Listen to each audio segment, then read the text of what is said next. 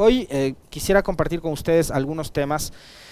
Sigue siendo, digamos, materia de conversación y de análisis lo que nos va dejando hasta esta hora la visita del presidente Lasso a Europa, tanto a Madrid como también a Bruselas, donde ha asistido a la cumbre de los jefes de Estado de los gobiernos de la Unión Europea y de la CELAC, de la Comunidad de Estados Latinoamericanos y Caribeños, en donde el presidente ha llegado nuevamente a solicitar, a pedir, vaya que las palabras deberían ser esas, ¿no? Pero uno ya parecería que está yendo a mendigar, ¿no? Que nos eliminen la solicitud esta de la visa Schengen para que los ecuatorianos podamos viajar hacia Europa. Así que antes de alargarnos con el análisis y el comentario, les invito a que escuchemos parte de la intervención del presidente Lasso ante este foro internacional, en donde ha ido nuevamente a pedir, a mendigar, que nos eliminen este requisito para entrar a Europa. En enero del 2017, el Ecuador suscribió con la Unión Europea el Acuerdo Comercial Multipartes. Sin embargo, su implementación integral es limitada, porque somos uno de los pocos países latinoamericanos que aún no se beneficia de la exoneración de la visa Schengen de corta duración. Es necesaria la voluntad política de la Unión Europea para avanzar y otorgar también al Ecuador la exoneración de la visa. Podremos fortalecer las relaciones comerciales y de negocios, incrementaremos el turismo, además del intercambio académico y cultural. Bien por promover el intercambio académico y cultural, bien también por tratar a través de estos mecanismos de impulsar el intercambio comercial. Recordemos que desde el gobierno de Correa está vigente un acuerdo comercial con la Unión Europea, del cual además debemos entender que los beneficios tienen que ser de lado y lado, ¿no? Ahora, promover el turismo quiere decir que si nos eliminan la visa, el presidente cuando habla de promover el turismo es del turismo que va desde Ecuador hacia Europa, ¿no? Digo, lo contrario debería ser que el presidente de Ecuador vaya a promover que los europeos vengan a visitar nuestro país, pues, ¿no es cierto? No que nosotros nos vayamos a recorrer el mundo entero dejando euros o dólares en otros países y en otras economías. Lo ideal, lo propicio sería que nuestro principal embajador, en este caso que es el presidente de la República, en un foro tan importante como este, donde están no solo jefes de Estado, de gobierno, cancilleres, asesores, también habrán muchos periodistas, empresarios incluso, o sea que el presidente de la República del Ecuador lo que promueva es que vengan a visitar nuestro país, ¿no? Pero a mí me queda ese amargo sabor de boca de que el mandatario, el jefe de Estado, está casi que mendigando que nos hagan el favor de eliminar la visa Schengen. Lo hemos conversado con ustedes, lo estamos haciendo hoy, lo hicimos ayer, lo hemos hecho durante los últimos días a propósito de este viaje del presidente Lasso. Este era un ofrecimiento que lo viene haciendo el gobierno desde el año pasado y que no ha tenido hasta ahora resultados. Ha sido una constante y una permanente venta de humo desde quienes manejan la política exterior del gobierno del presidente Lasso, generar esta suerte como de expectativas que no se sustentan en nada más que eso, justamente las buenas intenciones con las que antes iban los cancilleres, la buena intención con la que hoy llega Lasso hasta un foro internacional para decirles, por favor, señores del Parlamento Europeo, necesitamos que a los ecuatorianos nos eliminen este requisito para poder entrar a su continente. Ahora, ellos, como está pasando, y esto también ha sido materia de conversación durante estos días, me imagino yo que estarán analizando también cuál es la situación por la que está atravesando el Ecuador, y es que hay todavía un importante número de rechazo a las solicitudes de visa, y eso me imagino yo tiene que ver con que no se cumplen las condiciones o los requisitos mínimos como para que te entreguen ese documento y puedas viajar a Europa. Y lo otro es que ahora mismo desde el Ecuador están saliendo miles y cientos de compatriotas huyendo de la crisis económica, de la falta de oportunidades, pero también de esta enorme ola de inseguridad que nos está asfixiando a todos los ecuatorianos, ¿no? Entonces, me imagino yo que los europeos, a la hora de valorar si es que finalmente eliminan este requisito o no para nosotros los ecuatorianos, tendrán que ver qué tan conveniente les resulta a ellos justamente facilitarnos esa vía, ¿no? El presidente publicó un tuit bastante extenso, porque no fue solamente con la propuesta de la exoneración de la visa. Queridos ecuatorianos, hoy ante los jefes de Estado y de Gobierno de la Unión Europea y la Comunidad de Estados Latinoamericanos y Caribeños planteamos para Ecuador 2 puntos: la exoneración de la visa Schengen, una hoja de ruta de cooperación para enfrentar el crimen organizado, el narcotráfico, la minería ilegal, entre otros delitos, el apoyo para iniciativas que disminuyan los efectos del cambio climático. Sin lugar a dudas, los objetivos que todos buscamos son los mismos: salvaguardar las libertades, alcanzar el bienestar para las mayorías, fortalecer la seguridad ciudadana y sobre todo que la paz y la prosperidad cobijen por siempre a nuestros territorios. Estoy convencido que la cumbre ha presentado una bla bla bla bla, ¿no? Pues más de lo mismo, bla bla. Pero a mí me llama la atención que en este caso, aparte del tema de la exoneración de la visa, el presidente vaya hasta este espacio internacional y plantee una hoja de ruta de cooperación para enfrentar el crimen organizado, el narcotráfico, la minería ilegal, entre otros delitos. Yo ya, digamos, en la memoria no tengo muy claro cuántos foros y cuántos viajes internacionales ha hecho el presidente durante estos 2 años y 2 meses de funciones, en los que ha llevado esto en su carpeta de pedidos a la comunidad internacional bajo la manga, ¿no? A todas visitas a las que ha ido a Estados Unidos, a Israel y no sé cuántas más, ha llegado con una hoja de ruta para la cooperación para enfrentar el crimen organizado, el narcotráfico, la minería ilegal, entre otros delitos. El presidente Lasso parecería que es el único ecuatoriano que no está consciente todavía que en pocos meses más se va. De hecho, creo que la mayoría de ecuatorianos estamos contando las horas para que este gobierno llegue a su fin y que, sea cual sea el resultado de las próximas elecciones, finalmente el Ecuador pueda tener un norte, un rumbo definido, con una estrategia clara en materia de seguridad, que no sea la impronta que ha impuesto este gobierno, que es la de la improvisación. Un gobierno en el cual se han paseado varios personajes por el Ministerio del Interior, por lo que antes era el Ministerio de Gobierno, en la Secretaría de Seguridad. Yo ayer nomás, o antes de ayer nomás, les planteaba una pregunta que también se formulaban ustedes desde la audiencia: ¿qué hace de su vida el secretario de Seguridad? Finalmente nunca reemplazaron al famoso consejero de Seguridad. Paco Moncayo renunció para el cargo que se lo inventaron y no hubo más consejeros de seguridad en el gobierno. Entonces, ¿para qué tanta visita? ¿Para qué tanto viaje? ¿Para qué tanta reunión? Y no solo es que el presidente Lasso se iba al exterior para lograr estos encuentros, en donde, claro, hay la oportunidad de tomarse muchas fotos con jefes de Estado, con cancilleres, con presidentes, vicepresidentes, hasta con reyes, ¿no? Hasta con la realeza europea se va llevando fotos del presidente y su familia para engrosar el álbum. Pero ¿cuáles han sido los resultados? Ese creo que es el mayor problema de todo este proceso. ¿Cuáles han sido los resultados? Los resultados son nulos. Los resultados es que no hay resultados. El problema es que tanto viaje no le ha traído al país ni al propio gobierno de Lasso soluciones. Y yo les decía, por un lado, los viajes del presidente Lasso a diferentes destinos, pero también han venido acá al Ecuador, han venido senadores estadounidenses, han venido senadores de los Estados Unidos, han venido secretarios de los Estados Unidos, han venido funcionarios de diferentes gobiernos a reunirse con el presidente Lasso, les han recibido en Carondelet. Finalmente, ¿cuáles han sido los alcances, los avances, los logros en materia de seguridad? Ninguno, lamentablemente.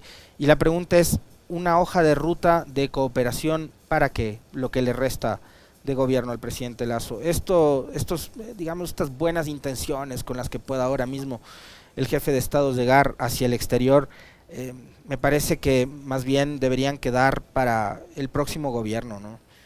y para que ahí sí se defina una verdadera hoja de ruta, un plan estratégico con financiamiento, que eso es lo que no ha hecho este gobierno, es de entregar recursos, porque así como la salud, la educación, la vialidad se soluciona con recursos, lo de la seguridad también, porque los patrulleros no andan por arte de magia, necesitan mantenimiento, neumáticos, aceite, gasolina, combustible.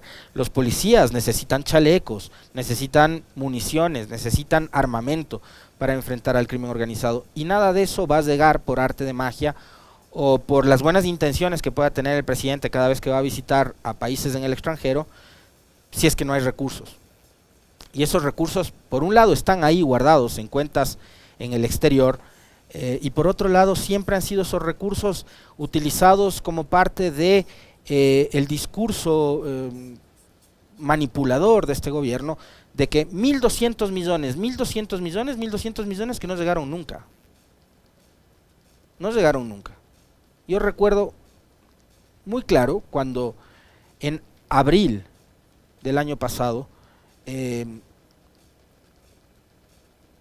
señor Carrillo, como jefe, como ministro del Interior, junto al presidente Lasso, hacían el ofrecimiento de destinar 1.200 millones de dólares para la policía, y finalmente esos recursos nunca llegaron.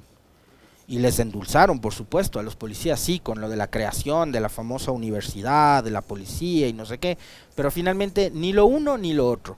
Se dedicaron única y exclusivamente a los discursos cargados de demagogia, a la politiquería, pero no a dar soluciones concretas en materia de seguridad. En la memoria tengo yo, clarísimo, 1.200 millones de dólares se destinarán a la seguridad, nunca llegaron. También hablaron, ¿se acuerdan?, de un plan estratégico de seguridad que el presidente lo mostró en una entrevista en un canal de televisión. ¿Qué contenía ese librito? Después salió el ministro de Finanzas y dijo que para ejecutar ese plan de seguridad se requerían 5.000 millones de dólares. ¿Y de dónde iban a llegar esos 5.000 millones de dólares? ¿Acaso pretendían adquirir más deuda con organismos multilaterales para cubrir algo que debería ser parte de la política pública permanente, cubierta con ingresos también permanentes como es la seguridad? Porque buena parte de esos recursos se destinan a sueldos de policías y a sueldos de militares. Entonces me parece que este tema de la seguridad en este gobierno, que ha tenido, digamos, como hoja de ruta, para usar sus propias palabras, la improvisación, ha estado cargado de mucha retórica, de muchos discursos, pero esos discursos han sido vacíos y que no han planteado soluciones concretas. Lo de hoy, lo de este viaje, es una más, ¿no?, a estos tantos episodios cargados de demagogia de los cuales yo les hablaba. Para seguir en la onda de la demagogia, vamos ahora a temas más locales. Me refiero a locales porque son nacionales, pero que tienen que ver e involucran a distintas provincias. Ustedes recordarán, y a propósito, justamente ayer se cumplieron 4 meses. Ayer, martes 18 de julio, se cumplieron 4 meses desde que se cayó el puente sobre el Río Blanco y que Pichincha, Manabí, Santo Domingo y Esmeraldas están incomunicadas por la falta de este puente, que es un importante instrumento y herramienta de conexión para la movilidad y para la vialidad de estas 4 provincias importantísimas que tiene el país, y para que por supuesto desde Quito lleguen productos a la costa, y obviamente también que desde la costa lleguen diferentes productos hasta la sierra ecuatoriana y hasta la capital de la República. Una vez que se cayó el puente, el ofrecimiento del Ministerio de Obras Públicas fue que ese puente iba a estar instalado, ¿saben cuándo? En 12 días. El entonces ministro de Transporte y Obras Públicas, Darío Herrera, y no sé si tenemos por ahí la captura de una publicación de un medio público, del Telégrafo, ¿qué dice en su titular? Esta nota es de mayo pasado, de mayo del 2023. puente provisional sobre el Río Blanco se inaugurará el 31 de julio, es decir, en 12 días. Este era el ofrecimiento del anterior ministro de Obras Públicas del gobierno del presidente Lasso. 31 de julio estaría el puente sobre el Río Blanco, para que puedan estar conectadas Pichincha, Santo Domingo, Esmeraldas y Manabí. ¿Quieren escuchar lo que dijo el actual ministro de Transporte y Obras Públicas, César Roón, el día de ayer, en una entrevista en horas de la mañana? Esto fue lo que dijo. Ese puente Delta debe estar funcionando más o menos en los próximos 90 días. Pero dijeron julio, ¿qué pasó? No. ¿Quién dijo julio? El presidente de la República y el ministro Darío Herrera. Bueno, mire usted, las cosas se hacen cuando se tienen que hacer. A mí particularmente, créanme, yo tengo muy buen humor, me encanta reírme, pero esto a mí no me causa risa. Al ministro de Transporte y Obras Públicas le causa risa, y por eso le voy a pedir al Esteban y al Javi que por favor nos vuelvan a pasar el video, porque capaz ustedes no lo vieron o no disfrutaron como yo de escuchar las carcajadas del ministro de Transporte y Obras Públicas, que cuando le dicen que su antecesor y que el propio presidente Lasso puso una fecha para la instalación de este puente, el ministro actual simplemente se rió. Por cierto, este es el ministro que dijo que había que rezarle a Dios para que los defectos del niño no sigan dañando la red vial estatal, ¿no? Ese puente Delta debe estar funcionando más o menos en los próximos 90 días. Pero dijeron julio, ¿qué pasó? No. ¿Quién dijo julio? El presidente de la República y el ministro Darío Herrera. Bueno, mire usted, las cosas se hacen cuando se tienen que hacer. Ese puente 90 días. Eso significa que el puente sobre el Río Blanco estará instalado en octubre. Son 3 meses más. Hasta ayer fueron 4. Es decir, durante 7 meses la población seguirá incomunicada. Hace pocos días nada más, justo una semana, la prefecta de Pichincha estuvo por la zona de noroccidente y ahí periodistas de la zona le abordaron a la prefecta y a la prefecta le decían, ¿por qué no el gobierno finalmente no se dejó guiar? ¿O por qué no trabajó en coordinación con la prefectura? La prefectura de Pichincha había propuesto en el lapso de 2 meses poner una solución temporal, provisional, para que los ciudadanos puedan movilizarse. Yo les quiero recordar también, en este medio de comunicación, hace algunos días atrás, nuestro colega y amigo Brian Espinosa estuvo in situ en la zona de Río Blanco y él constató las dificultades que tiene la población para movilizarse. Hay niñas, hay niños, hay adolescentes, hay personas adultas mayores y trabajadores en general, hombres y mujeres, que todos los días tienen que cruzar el río y a veces lo hacen cuando las aguas están bravas, ¿no? Cuando la corriente está crecida, y eso hace que pongan en riesgo su propia vida. Brian constató esa realidad y la mostró acá en una serie de reportajes que hizo sobre esta situación. Pero esto a los funcionarios del gobierno del presidente Lasso les provoca risa y dicen, jajaja, en 90 días, es decir, en octubre, una obra que, por cierto, el presidente Lasso les dijo en 45 días estaba solucionado el problema. Es decir, que en mayo ya tenía que haber estado colocado el puente, pero no. Después Darío Herrera dijo, no, a ver, parecía que hasta tenían planificado el tema. Y pusieron, justamente entre abril y mayo, un cronograma que se cumpliría hasta el 31 de este mes. Bueno, hoy, que estamos 19 de julio, escuchamos al ministro de Transporte y Obras Públicas decir que las cosas se harán cuando se tengan que hacer. Probablemente para el ministro no hay ningún tipo de necesidad, no hay ningún tipo de premura, ni le resulta urgente solucionar este gravísimo problema de conectividad que tienen ahora estas 4 provincias. Entonces dice, aguanten 3 meses más, esperemos nomás hasta octubre, que es ahí cuando finalmente estará colocado el puente. Este es otro más de los tantos ofrecimientos como el anterior, ¿ya?, que el gobierno del presidente Lasso no ha terminado por cumplir. Ahora, octubre quiere decir que ya es cuando le quedan además los últimos suspiros al gobierno del presidente Lasso. Si en realidad el presidente Lasso quiere que alguna vez le recuerden por haber cumplido con algo, debería presionarles a los ministros, a los funcionarios, como para que cumplan. Si no, acá vamos a estar nuevamente, como solemos hacer, buena memoria, nosotros recordándoles en octubre que hicieron el ofrecimiento de instalar el puente. Bueno, hoy es julio y recuerden que el 31 de julio dijeron que el puente estaría inaugurado.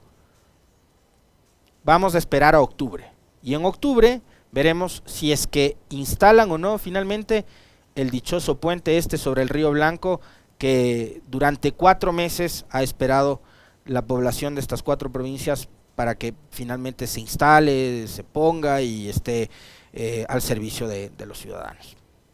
Ese es un tema que indigna, ¿no? Al ministro le causa risa, antes nos quiso poner a rezar, ahora esto, ¿no?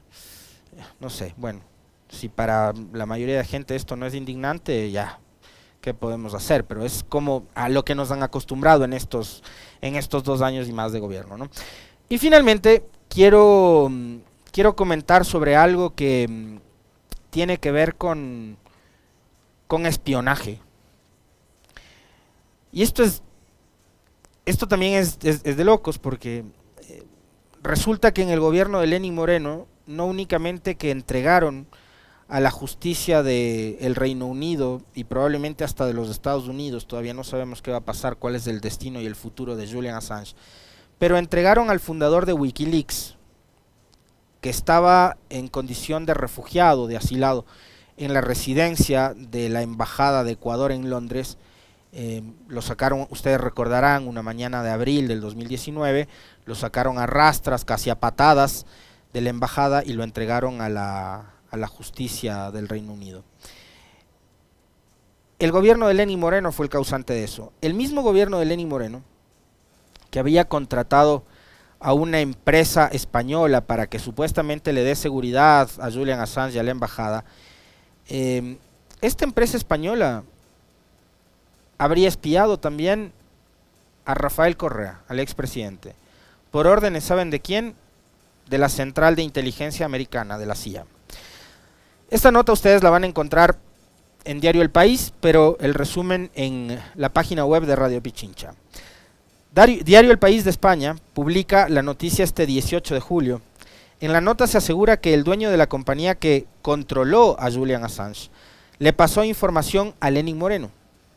En el 2018, David Morales, dueño de la empresa de seguridad española UC Global, o UC Global, como ustedes quieran leerlo, espió presuntamente para la CIA las reuniones del expresidente Rafael Correa entre 2007 y 2017 con exmandatarios de la región, con Cristina Fernández de Kirchner de la Argentina, con Luis Ignacio Lula da Silva de Brasil, con José Mujica de Uruguay y también con Dilma Rousseff de Brasil. Eso reseña Diario El País de España y relata que esta información se desprende de un nuevo volcado de su ordenador portátil MacBook, ordenado por el juez de la Audiencia Nacional Santiago Pedras, quien lo investiga desde hace 3 años por distintos delitos. El ex militar David Morales, dice Diario El País, había sido contratado por el gobierno de Correa para ocuparse de la seguridad de la Embajada del Ecuador en Londres, en donde se encontraba refugiado Julian Assange. Supuestamente, Morales ordenó a sus trabajadores espiar las reuniones del fundador de Wikileaks con sus abogados, pero también lo hizo a Rafael Correa, en especial cuando dejó el cargo, para pasar información a su sucesor y adversario político Lenín Moreno. ¿Y a quién iba a pasar Lenín Moreno? Moreno ni habrá revisado los informes, ¿no? Porque ya sabemos lo que pasaba con Moreno.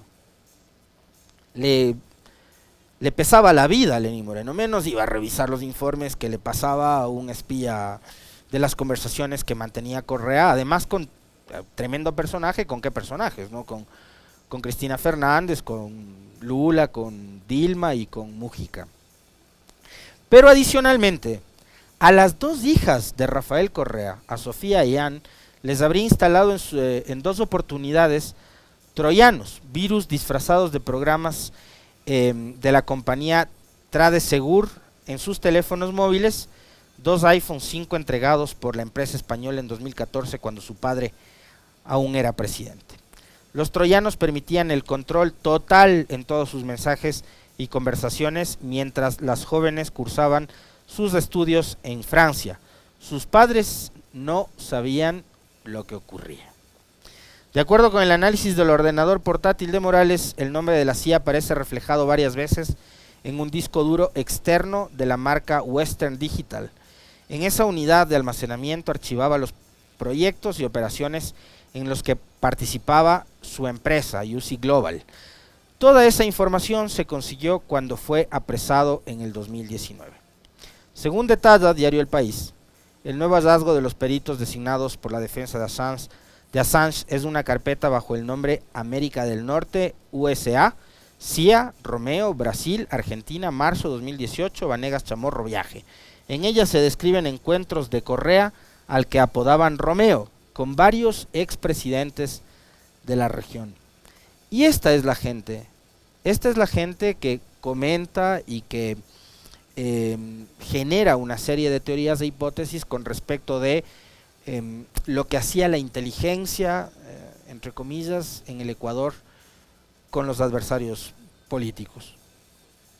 Esto hacían con un expresidente, con su familia incluso, con sus hijas, que nada tenían que ver en el juego este de la política. Vulneraron incluso la intimidad de las hijas del expresidente Correa en este caso.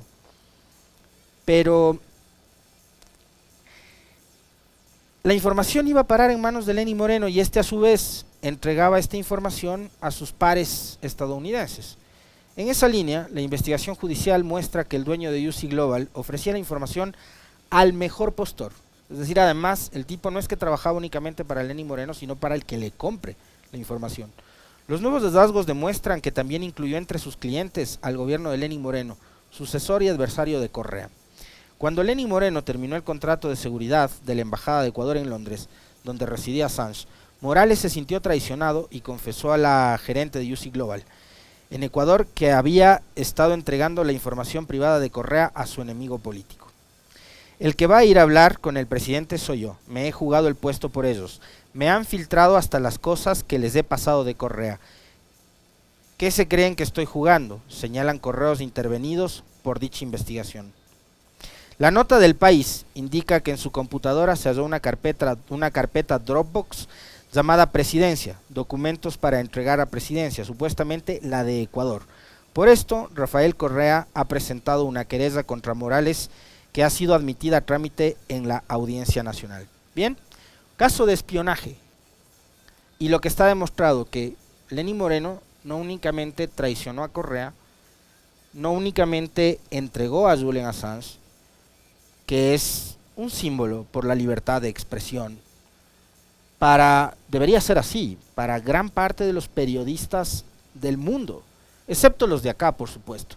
Para los de acá, las filtraciones son buenas o malas dependiendo de a quién perjudican y a quién benefician. Así lo confirmaron cuando La Posta publicó la filtración del caso El Gran Padrino. Ahí las filtraciones ya no eran buenas, ahí eran malas, y ya no eran periodistas, ya no era investigación, eran mercenarios.